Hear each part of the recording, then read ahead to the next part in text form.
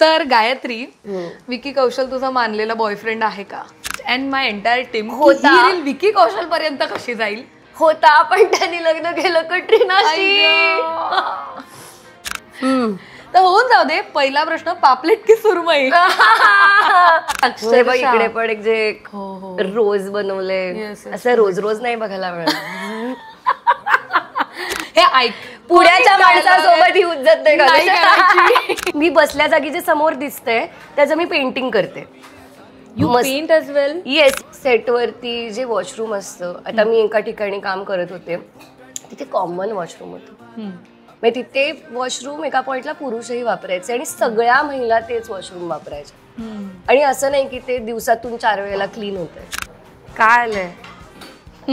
फ्रॉनच आहे. फ्रॉन कर्री तुला वरपायची येते बरं का? मीच वरपतीये. पुणे की मुंबई?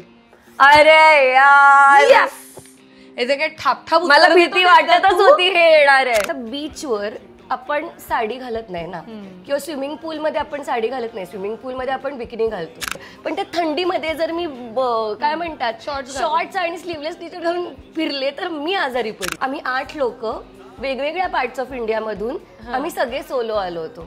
तिकडे असे आम्ही रँडमली भेटलो. मनालीला गेलो. मनालीवरनं बाईक घेऊन आम्ही चंद्रताल काय सूरजतालला वगैरे गेलो. मला दावत ए गॉसिप हे नावच खरं तर खूप आवडलं. आणि ही जी काय एक दावत आहे समोर, ही जी काय दावत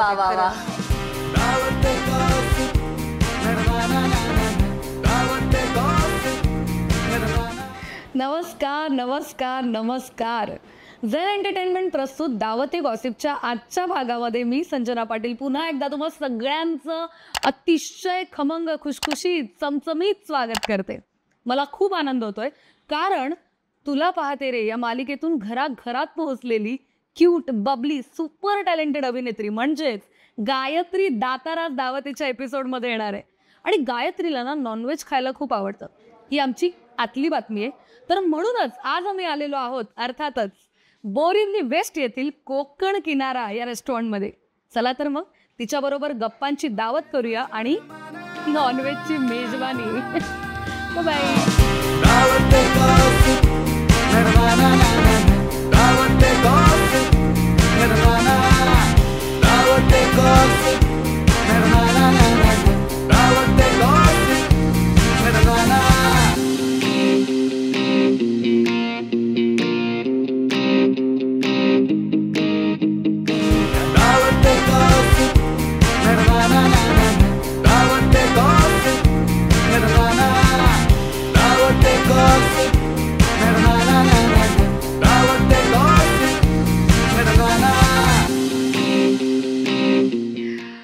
तर गायत्री ते नाही मला तर गायत्रीवरूनच कळलं काय होणार आहे माझ्यासोबत.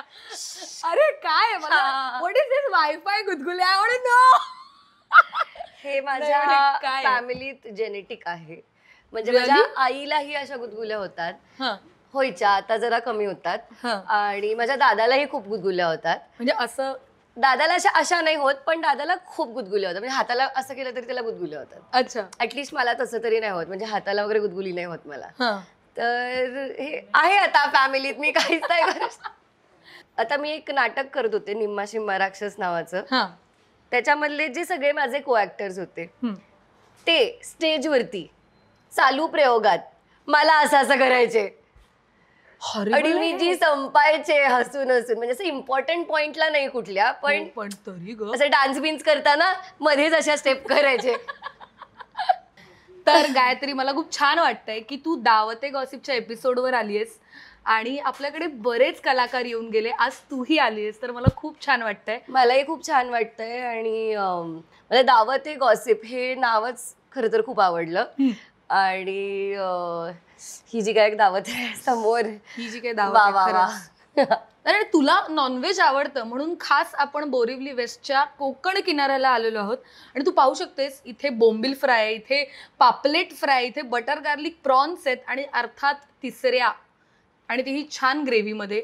तर हे सगळं तुझ्यासाठी आहे. तुला आज डाएट बेट जर तू करत असशील तर ते तुला करायचं नाही प्रोटीनच आहे ना. हा, सो तू पोटभर खावंच अशी आमची इच्छा आहे आणि आम्हाला पोटभर आमच्याशी तू गप्पा माराव्यास. ऑफकोर्स. येस. तर खूप छान वाटतं. एखाद्या पदार्थांनी सुरुवात करूया का आपण? What would you like to have? मला असं वाटते मी बोंबील पासून सुरुवात करते, पण असंच जाऊया. येस, चालेल. चल, शुभारंभ करून टाक. कसं वाटतंय तेही सांग. ओके. ते कोकण किनाऱ्याला ना ग, इथे मालवणी ह्यांचं एक स्पेशालिटी आहे. तर अशा छान मालवणी चवीचे सगळे पदार्थ ते चायनीजही मिळतात. Yes yes yes. अरे थँक्स. तर तुझ्या समोर मला कितपत खाता येईल माहित नाही, पण आपण एकत्रच पहिला बाईट घेऊ. Cheers darling, cheers.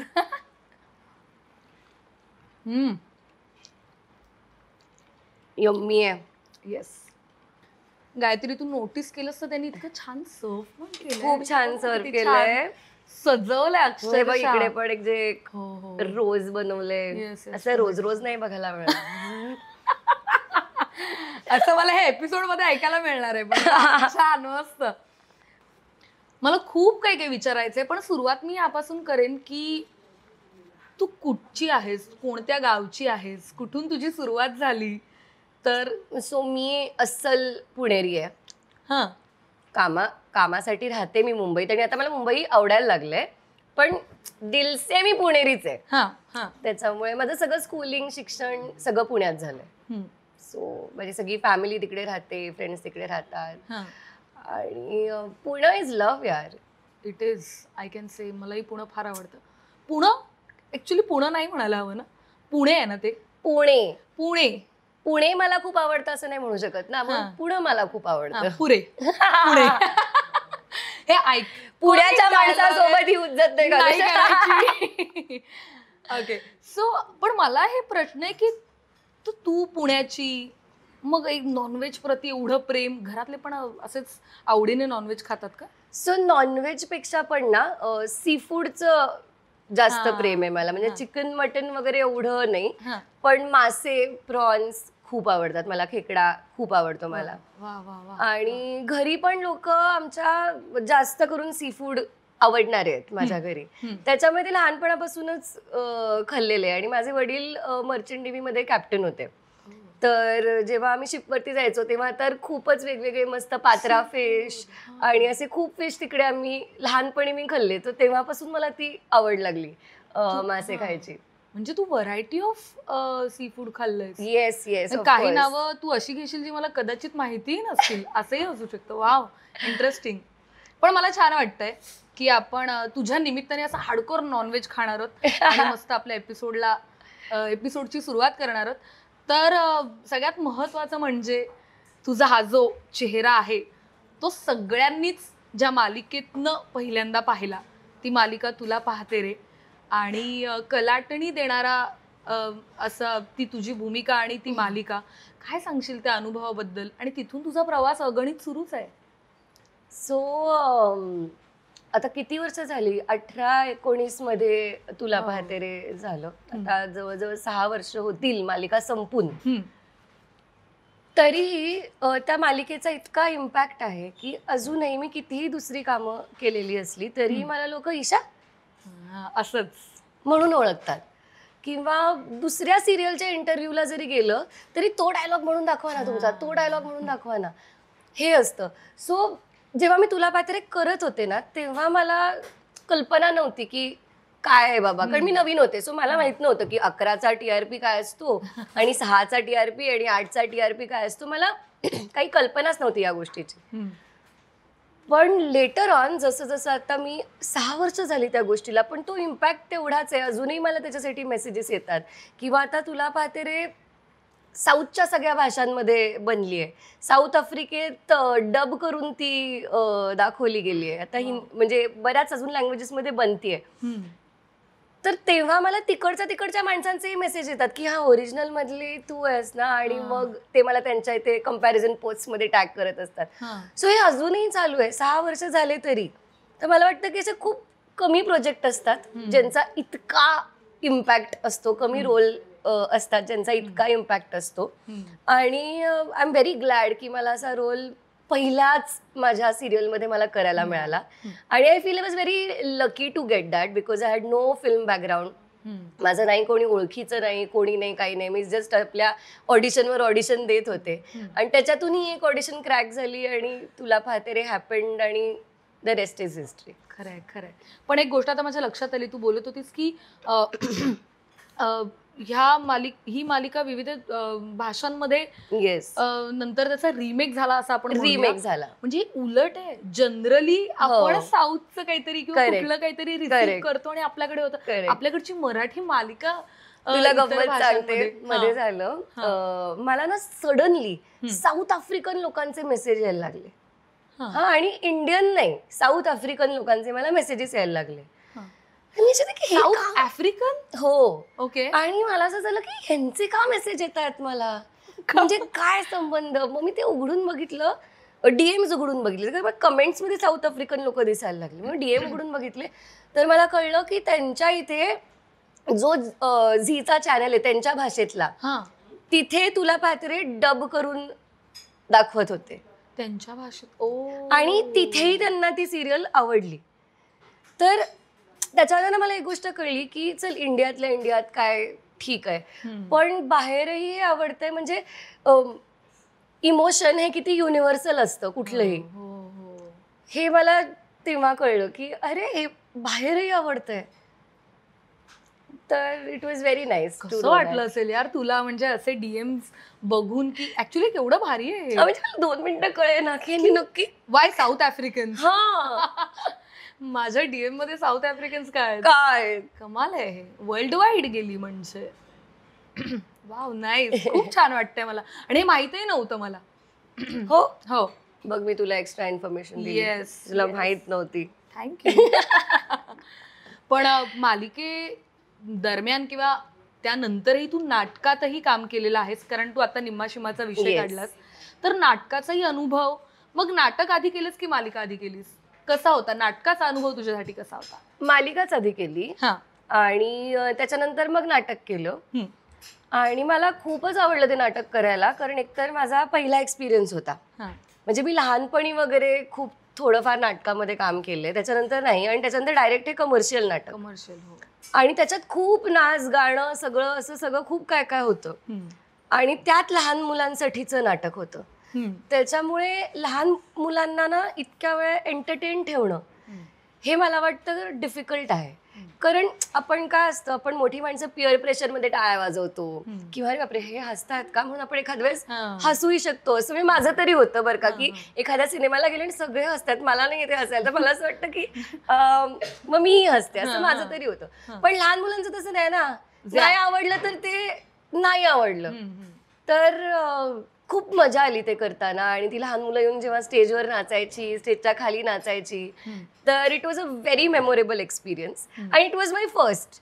त्याच्यामुळे अप्रतिम मजा आली. आणि ती सगळी टीम पण आम्ही सगळी एक सेम वयाचे होतो आणि आम्ही खूप चिल करायचो, खूप मजा करायचो. आणि दौऱ्यांना वगैरे पण आम्ही खूप मजा केलेली आहे. आणि it was amazing. It was a very amazing time in my life.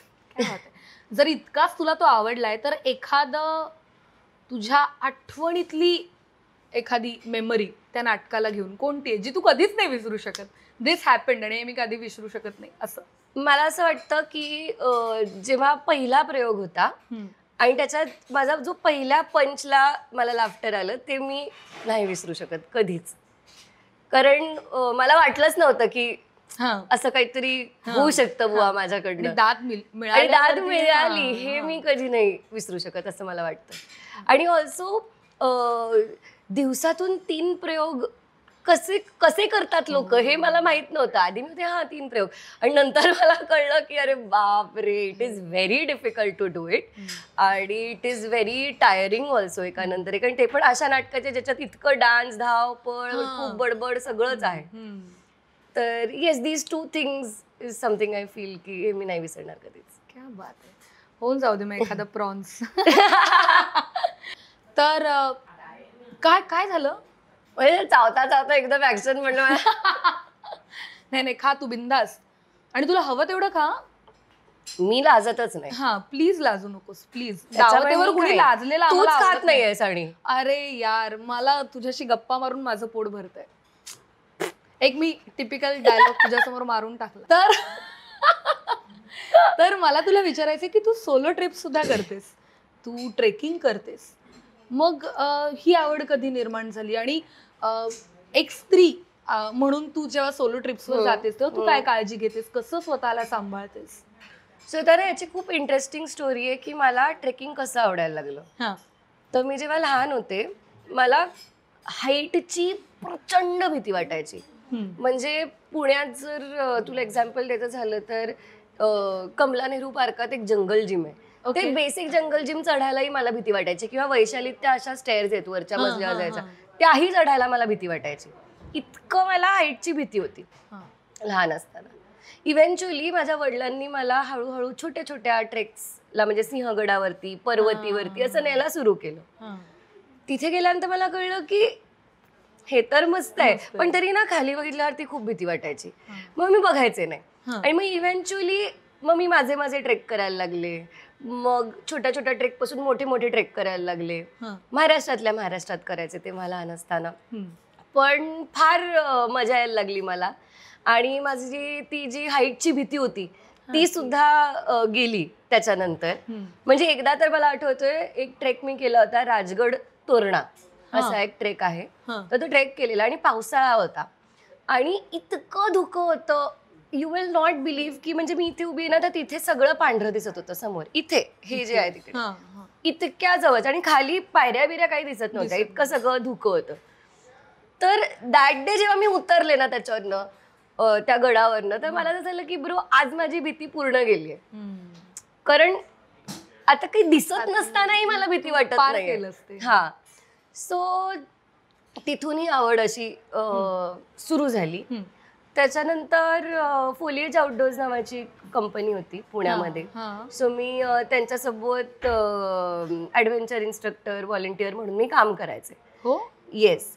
आणि मग ते विकेंड कॅम्प्स असू देत, काही कॉर्पोरेट कॅम्प्स असू देत, लहान मुलांचे अगदी म्हणजे 4 वर्षापासून ते 80 वर्षापर्यंतच्या सगळ्या लोकांना हँडल केलं मी त्या ह्याच्यामध्ये. म्हणजे ते हिमाचल मधले ट्रेक्स असू देत किंवा आपल्या इथले ट्रेक्स असू देत किंवा काही वॉटरफॉल ट्रेक्स असतात, हे सगळं मी त्यांच्यासोबत 3-1 वर्ष केलं.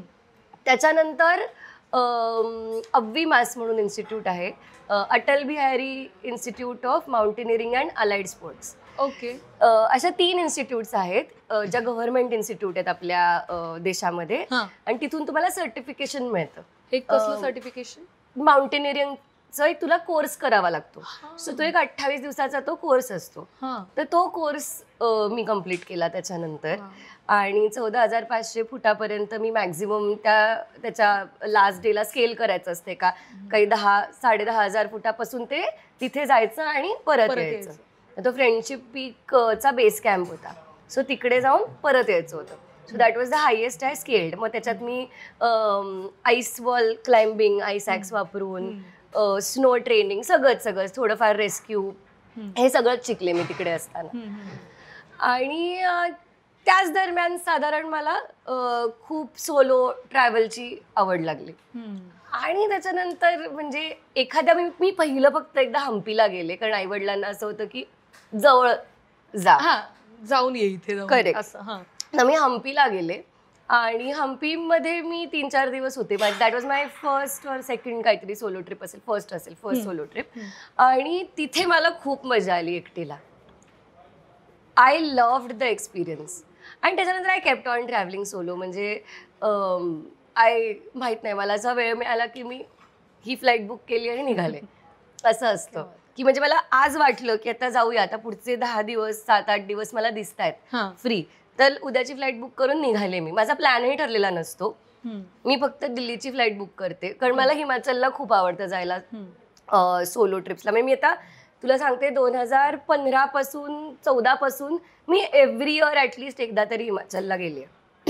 म्हणजे आधी कॅम्प्सच्या निमित्ताने जायचे, त्याच्यानंतर मी सोलो जायला लागले. त्याच्यामुळे मला वर्षातून एक ट्रिप हिमाचलला ही लागते, कंपल्सरी लागते रिचार्ज होण्यासाठी आणि चिल मारण्यासाठी. आणि इतके सुंदर व्ह्यूज असतात ना, मी कधी कधी तिकडे जाऊन फार फिरणारही नाही, पण मी बसल्या जागी जे समोर दिसतंय त्याचं मी पेंटिंग करते.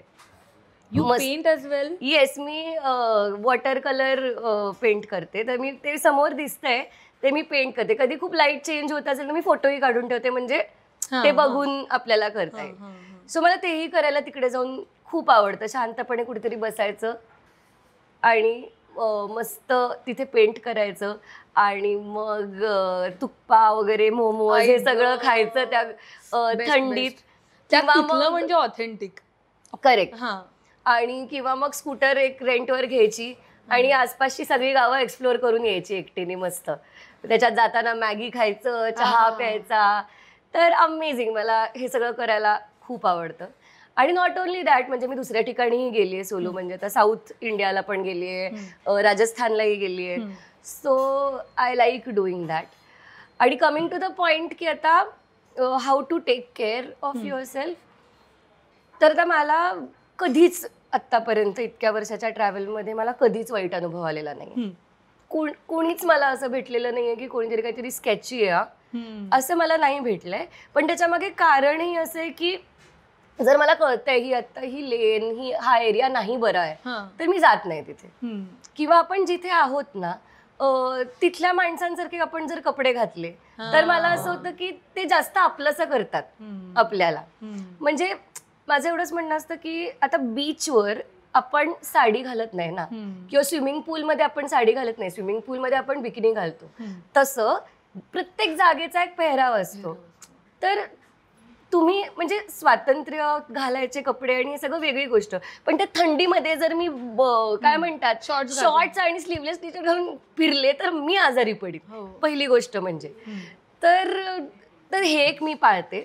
आणि दुसरं की खूप उशिरापर्यंत एक नाही फिरत बाहेर, कारण मी एकटीच असते. त्याच्यामुळे जे काय असेल ते एक साधारण 9-10च्या, जर मोठ्या शहरात असेल तर तिकडे काय हे असतंच, काय म्हणतात जाग असते उशिरापर्यंत. पण जर खूप इंटिरियर मध्ये जर आपण असू तर तिकडे ना एकतर ॲनिमल्स यायची पण शक्यता असते. त्याच्यामुळे एका पॉईंट नंतर तिथली पण लोक सांगतात की आता बाहेर पडू नका म्हणून. तर तेवढं मी पाळते. आणि माझ्या हॉस्टेलमध्ये, आणि मला हॉस्टेल्समध्ये राहायला खूप आवडतं. ह्याच्या मागचं कारण असं की एखादी हॉटेलची रूम घेऊन जर मी राहत असेल तर ना मला एकटीला खूप भीती वाटते झोपायला नवीन ठिकाणी. ठीक आहे, नवीन ठिकाणी मला एकटीला खूपच भीती वाटते झोपायला. त्यातही तू एवढं ट्रॅव्हल करतेस, बापरे. आणि त्याच्यामुळे मग मी हॉस्टेल्स मध्ये राहते. म्हणजे आता हॉस्टेल नावाचा जो ब्रँड आहे तिथे छान असते सगळी सोय. मग तिथे मी रूम घेऊन राहिले इट्स फाईन, कारण तिकडे जाग असते, आसपास माणसं असतात भरपूर सारी, आणि साधारण सिमिलर एजची, सिमिलर व्हाईबची, किंवा काय म्हणतात असं एकटंच कुठेतरी कोपऱ्यात एखाद्या हॉटेलमध्ये एका रूममध्ये राहणं हे मला नाही जमत. मला भीती वाटते नवीन ठिकाणी. तर म्हणून मी हॉस्टेल्समध्ये राहते. आणि खूप मजा येते. म्हणजे आता एका सोलो ट्रिपला तर माझे इतके घट्ट फ्रेंड्स झालेत. आम्ही 8 लोक वेगवेगळ्या पार्ट्स ऑफ इंडियामधून आम्ही सगळे सोलो आलो होतो बीरला. आणि तिकडे असे आम्ही रँडमली भेटलो. आणि नंतर आमचा प्लॅन झाला, आम्ही तिथून मनालीला गेलो. मनालीवरनं बाईक घेऊन आम्ही सूरजतालला वगैरे गेलो पुढे. सो असं बरंच काय काय आम्ही फिरलो. जिस्पाला गेलो. हे सगळं रँडम ट्रिप होती, रँडम. आणि ते माझे फ्रेंड्स इतके जवळचे झालेत, असे रँडम सोलो ट्रिपला भेटलेले. आणि सगळे वेगवेगळ्या बॅकग्राऊंडचे. दोघी डॉक्टर होत्या, एक बॉक्सर इंजिनियर होती, अजून 2 इंजिनियर होते. कोणी राजस्थानी होतं, कोणी साऊथ इंडियन होतं, कोणी दिल्लीचं होतं. तर असे खूप वेगवेगळी माणसं आम्ही एकत्र येऊन आमचा कसा काय ग्रुप बनला आणि आम्ही कसे काय फिरलो एकत्र. आणि आम्ही अजूनही टचमध्ये आहोत एकमेकांच्या, आम्ही अजूनही भेटतो. तर that was one memorable trip. आणि खूपच मजा केलेली तेव्हा. आणि एव्हरी ट्रिप म्हणजे खरंय किती ओव्हरवेल्मिंग आहे हे. आणि व्हेरी ओव्हरवेल्मिंग. म्हणजे आत्ता मला बोलताना असं वाटतं की करायचं का आता उद्याचं तिकीट. पण मला हे ऐकताना खूप छान वाटलं ते यासाठी की मी तुझा पॉडकास्ट घेते, मी कधीच ट्रॅव्हल नाही केलंय. पण आता मी तू जे बोललीस ते मला व्हिज्युअलाइज झालं. आणि आता कोण दावतेचे माझे जे प्रेक्षक बघत असतील त्यांनाही मी सांगेन, जर खरंच तुम्ही कधी ट्रॅव्हल केलं नसेल ना, तर हा असा प्रगल्भ करणारा अनुभव असतो तो. त्यामुळे तुम्ही सुद्धा कधीतरी तुमच्या झोनमधनं बाहेर पडून थोडं ट्रॅव्हल करा, थोडं एक्सप्लोअर करा आणि तुम्हालाही जाणून घ्या. मला खूप छान वाटलं. आणि काय ना, travel gives you so much. It gives you एकतर नवीन perspective every time you travel, कारण you meet so many people. तू वेगवेगळ्या बॅकग्राऊंडच्या वेगवेगळ्या प्रोफेशन मधल्या लोकांना भेटतेस, वेगळ्या इन्साइट्स कळतात, नवीन इन्साइट्स कळतात, किंवा त्या त्या रिजनचं तुला फूड एक्सप्लोअर करता येतं, तिथलं काय कल्चर आहे ते एक्सप्लोअर करता येतं. म्हणजे मी पुष्करला गेले होते मी असंच सोलो ट्रिपला. तर तिथे ना मी जस्ट तिथल्या गल्ल्यांमध्ये मी फिरत होते चालत चालत असंच एक्सप्लोर. खूप सुंदर जुनं जुनं असं आहे तिथे सगळं, व्हेरी क्यूट. आणि तर मी तिकडे गेले होते, आम्ही चालत होते, तर ना मला एका ठिकाणून अशा बायकांचा गाण्याचा आवाज ऐकू आला. मी गेले तिकडे आणि मी बघितलं तर वाती हे वळत होत्या, अशा थोड्याशा आज्या काकवा अशा बसून त्या वाती वळत होत्या. मी बसले त्यांच्यासोबत आणि मी ऐकत होते. त्यांच्या भाषेत चाललं होतं, मला फारसं काही कळत नव्हतं, पण मला ते ट्यून खूप छान वाटत होती. मग मी बसले, मग त्यांनी म्हणले तुला पण वाती वळ, मी ही वाती वळल्या त्यांच्यासोबत बसून. असं जवळजवळ मी 1 तास त्यांच्याबरोबर तिथे स्पेंड केला, त्यांच्याशी गप्पा मारल्या. मला इतकी मजा आली ना हे करायला, खूपच मजा आली. So these are the kind of experiences that I look for. आणि व्हाय सोलो, जर तुम्ही असे फ्रेंड्स बरोबर गेलात ना, तर you never do these kind of things. कारण मग ते इकडे जायचंय, साईट सीइंग, हे ते प्रत्येकाच्या प्रायोरिटीज असतात. तर मला असं होतं की एक ट्रिप तरी वर्षातून ही माझी असली पाहिजे, ज्याच्यात मला जे करायचंय, मला जसं एक्सप्लोअर करायचंय तसं मला एक्सप्लोअर करता येईल. कमाल कमाल, मला खूप छान वाटतं ऐकून. खूप छान. आणि तू अशाच खूप सारे ट्रिप्स कर, वेळ काढून कर आणि नवीन नवीन जागा एक्सप्लोअर कर. येस, क्या बात आहे. तिथलं फूडही एक्सप्लोअर कर. एक्झॅक्टली. आल्यावरती मला 2-3 रेसिपीज सांग की नेक्स्ट टाइम आपण हे खाऊया पुढच्या एपिसोडला. डन. आतापर्यंत तू अनेक प्रोडक्शन हाऊसेसमध्ये काम केलं असेल, मालिका, नाटक. तर बऱ्याचदा ना आपल्याला एक आर्टिस्ट म्हणून अशा काही गोष्टींमधनं जावं लागतं, ते थोडंसं डिसअपॉइंटिंग आहे. For example uncleaned washrooms, makeup rooms, किंवा जेवण ओके नसणं, या सगळ्या ज्या छोट्या छोट्या गोष्टी आहेत त्याही तू कधी फेस केल्या असतील. मग तेव्हा तुझं एक काही ठाम मत आहे याच्यावरती, की तुला काय वाटतं अशा परिस्थितींवरती? So of course like any artist, तूही हे कधी ना कधी एक्सपिरियन्स केलं असशील की सेटवरती जे वॉशरूम असतं. आता मी एका ठिकाणी काम करत होते, तिथे कॉमन वॉशरूम होतं.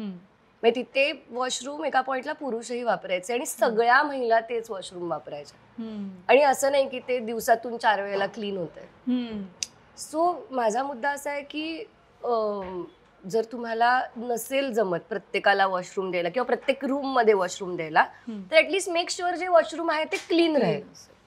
हे बेसिक आहे. पिण्याचं पाणी किंवा वॉशरूम ह्या गोष्टी बेसिक आहेत. हे म्हणजे ह्या बोलायलाही नाही लागता काम. आता ह्याच्यात पण दोन्ही प्रकारचे प्रोडक्शन्स असतात. आणि टचवूड मी मोस्टली चांगल्या ह्यांच्यासोबत काम केलं, मला फार वाईट एक्सपिरियन्स नाहीये. पण मी हेही बघितलं की काही काही प्रोडक्शन हाऊसेस खूप चांगली काळजी घेतात. म्हणजे they will never let you complain about these basic things. पण काही काही असतात जिथे आपल्याला कंप्लेंट करून सुद्धा किंवा बोलूनही फायदा नसतो किंवा.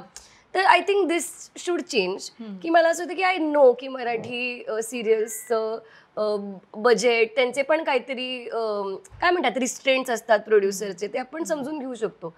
पण माझं म्हणणं आहे की these are not the places जिथे आपण पैसे वाचवले पाहिजेत. कारण जर तुमचे आर्टिस्ट आजारी पडले तर तुमचं शूट कसं होणार आहे.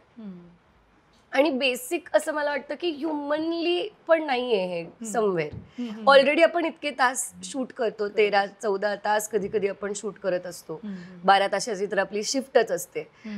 तर जर आपण फिजिकली एवढे एंगेज्ड असतो, आपण इमोशनली कितीही ऍक्टिंग म्हणलं तरी आपला रोज इमोशनल यूज होत असतो, तर आपल्याला बाकी तरी नीट आपली काळजी घेतली पाहिजे असं मला वाटतं. आणि काही ग्रेट असं काही नाही, बेसिक गोष्टी.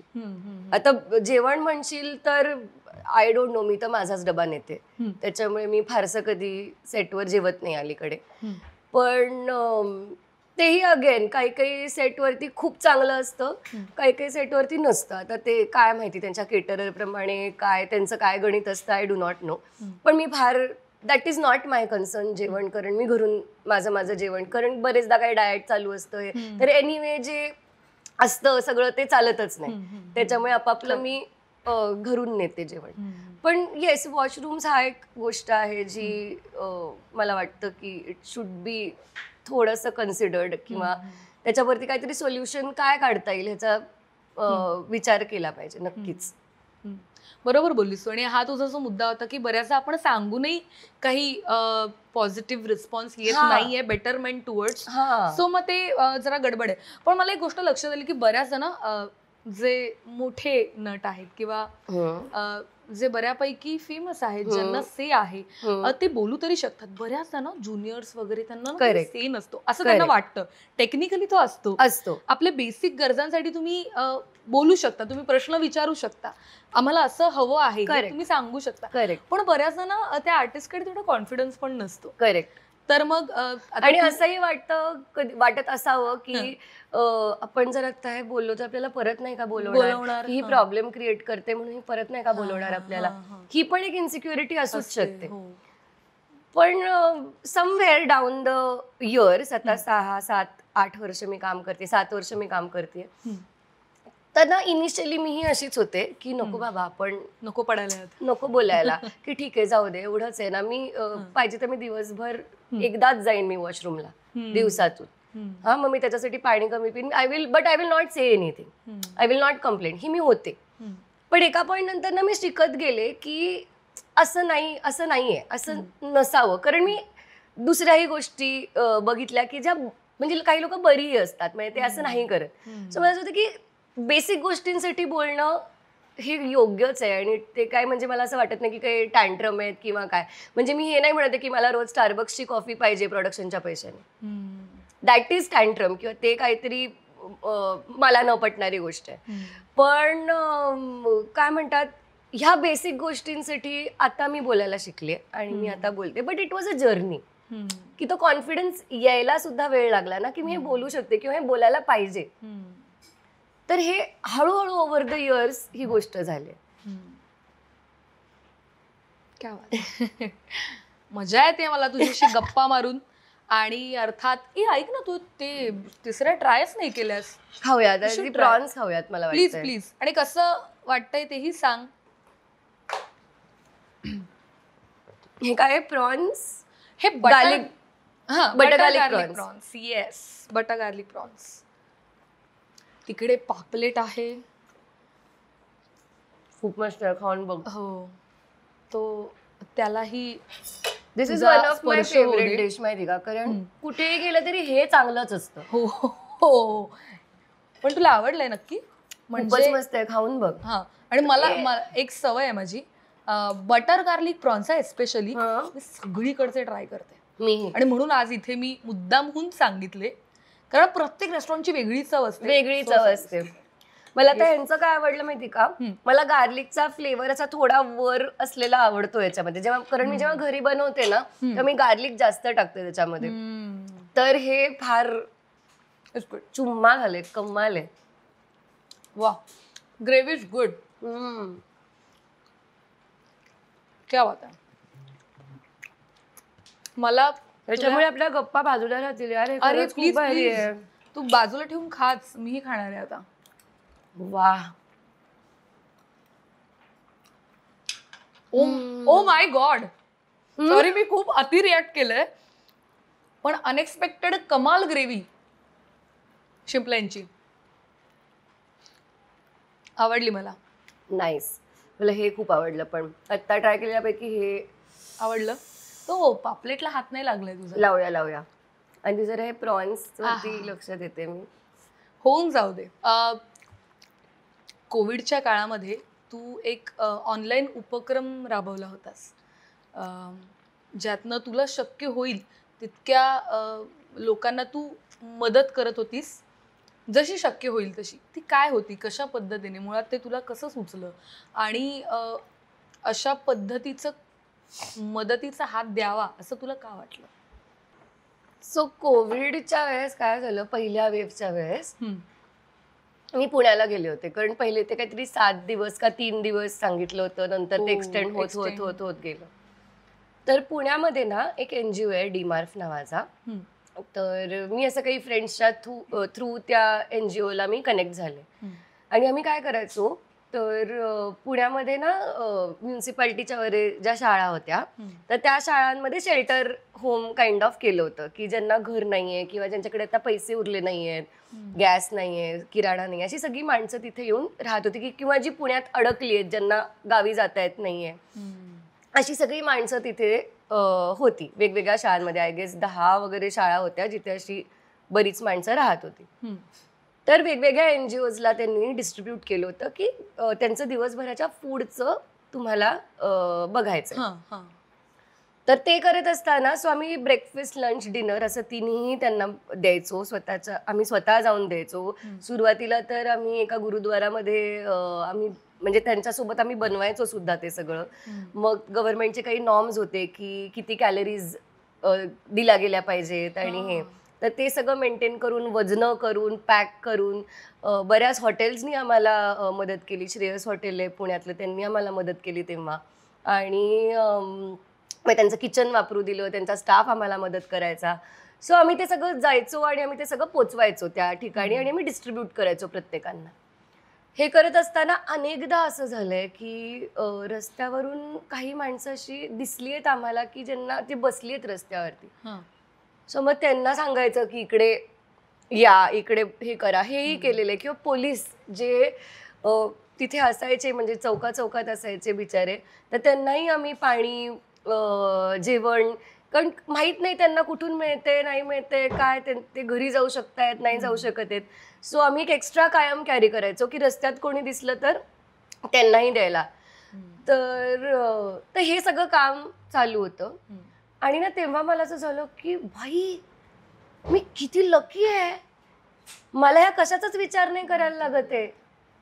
डोक्यावर छप्पर आहे, घरी वाटेल त्या रेसिपीज मला बनवून खाता येत आहेत रोज वेगवेगळ्या. आज डालगोना कॉफी, उद्या ही ब्राउनी, उद्या ते. तर सगळे जे काय शेफ झाले होते तशी मीही झाले होते. आणि मला असं झालं की काय लकी होत आपण, कारण मी इतक्या माणसांना बघितलं ज्यांच्याकडे हे जे मी काय म्हणतात फॉर ग्रांटेड घेत होते आयुष्यात तेही नव्हतं. आणि तिथे माझे कुठेतरी डोळे उघडले. आणि काय झालं, मला DMsमध्ये त्याच्यामध्ये ना खूप मेसेज येत होते लोकांचे, की ही मदत हवी, हॉस्पिटलचा बेड म्हणा किंवा काय बरंच काय काय असं काय काय गोष्टी येत होत्या. तर मी म्हणलं की ॲटलिस्ट मी ते ॲम्प्लिफाय करू शकते. मी जरी काय करू, ते मे बी कोणीतरी बघेल, कोणीतरी हेल्प करेल त्या माणसाला. म्हणून मला जेवढे रिक्वेस्ट यायचे ह्या गोष्टी ते सगळे मी ॲम्प्लिफाय करायचे. आणि मी हेही टाकायचे की कोणालाही काही हवं असेल तर मला DM करा आणि मी ते माझ्या स्टोरीजमध्ये मी पोस्ट करीन. आणि ते म्हणजे आय होप त्याच्यातून कोणाला तरी काहीतरी फायदा झाला असावा. तर दॅट वॉज द रिझन. कारण मी ते काय म्हणतात NGO सोबत काम करत असताना मी हे बघितलं. आता ह्या सगळ्यात ना माझ्या आईवडिलांचं सुद्धा खूप श्रेय आहे, कारण एवढा कोविड पीकला असताना आणि ते दोघंही काही यंग नाही आहेत, त्याच्यामुळे हे सगळं चालू असताना ते मला रोज घराबाहेर जाऊन द्यायचे आणि घरात येऊ द्यायचे सगळं पाळून. पण तरीही एखादे म्हणले असे की नको बाई, काय गरज आहे करायचं काम, म्हणजे आधी आपल्या सगळ्यांची हेल्थ बिल्थ सगळं ते महत्वाचं आहे. पण ते never sed a word about it. त्यांनी फक्त सांगितलं की तू काळजी घे आणि कर, पण काळजी घेऊन कर जे काय करायचंय. सो आम्ही सगळंच म्हणजे टॉप टू बॉटम आम्ही कव्हर्डच असायचो. घरी आल्यावर तिथे रोज जे काय कोविडचं सगळं होतं ते टाकणं, लगेच धुवायला, आंघोळ करणं हे होतंच. माझ्यासाठी बाथरूम ठेवलेलं असायचं, तिकडेच जायचं, डायरेक्ट आंघोळीलाच जायचं, सगळं सॅनिटाईज करायचं, मग भेटायचं. सो असंच करायचो. But it was a very big eye opening experience for me.